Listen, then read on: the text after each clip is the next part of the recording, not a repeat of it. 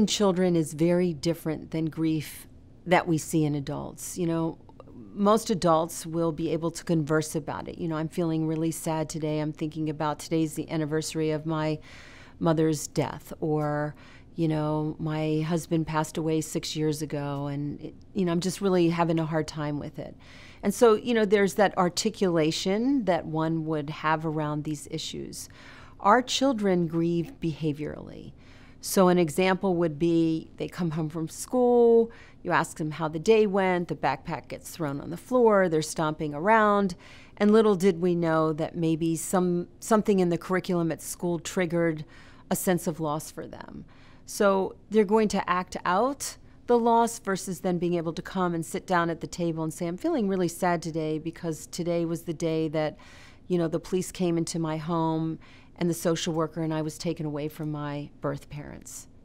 An example, again, of how the loss in children kind of presents itself is one day in a classroom, a teacher read a book, Are You My Mother? I mean, it's a book that's often read to first or second graders, and it really triggered this sense of profound loss for this child that had been in foster care and removed several times into different homes. And so the child ran out of the classroom. The teacher was just stunned by why he left abruptly. The guidance counselor was called in. The parents were called. And nobody really understood, what was underneath all of that. That really what happened was that it really, triggered the loss that he had been struggling with. So I think, it's important, again, to understand how children grieve and also how things could trigger unresolved grief and loss.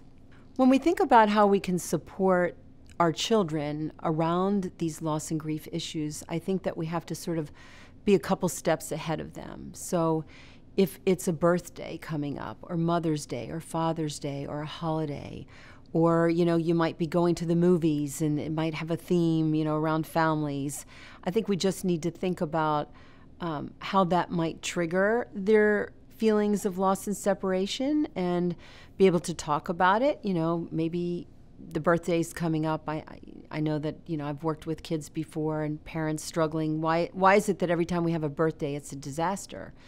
And the parents never really understood that as we began to think about the birthday and begin to prepare for the birthday, it reminded them of the loss of the birth parent. Who was the mommy whose tummy I grew in? And that's what birthdays are about, the day that we were born. But yet I'm not with those that brought me into the world. And so if parents can begin to talk about it, that, we're going to celebrate your birthday in a couple weeks, and this is what we're planning to do. And I wonder, you might be thinking about your birth mom or your birth dad, and maybe we want to talk about that. Or maybe we would light a special candle on the cake for your birth parent. Something that we can honor. I think the key here is that we can't expect children to forget, and we shouldn't ask them to forget the people that, whether they were psychologically present or actually physically and then separated from, that we still need to honor those connections for them. I think it's important for parents, as we begin to think how you can support the grieving process, is number one, acknowledge that the grief and loss is real and that it's going to be present. The children might not, again, be talking about it, so you want to be really in tune to behaviors and be thinking about, wow, what's underneath some of this acting out or withdrawal or isolation or change in appetite or change in sleeping habits or pulling away from special activities. Could be that your child is grieving. And so you want to be able to talk with them about it. Ask them what they're thinking, what they're feeling. Don't be afraid to bring up the discussion. And I think that's hard because we sometimes live in a world where we think that if we talk about it, it's going to make it worse, from a parental lens, that if we just steer away from it, everything's going to be okay. Like, why would I want to bring up loss? Why would I want to bring up these separations when, in fact, I think it would be better if they didn't think about it, right? And they just moved on. And I think that's probably the worst thing that we can do, is that we need to be able to sit with their sadness, to embrace that, to give them the space of how to be sad. And I think it's also important that we use our own experiences to talk with children. All of us experience some level of loss in our lives, whether it's a pet, a relative, a spouse, in a community, we've experienced something. And I think we need to let them know that we too grieve and this is impacting us and that we're here for them and we could give them strategies. When we think about how children grieve, we've been talking about that they grieve behaviorally, but we also have to understand that children grieve in spurts.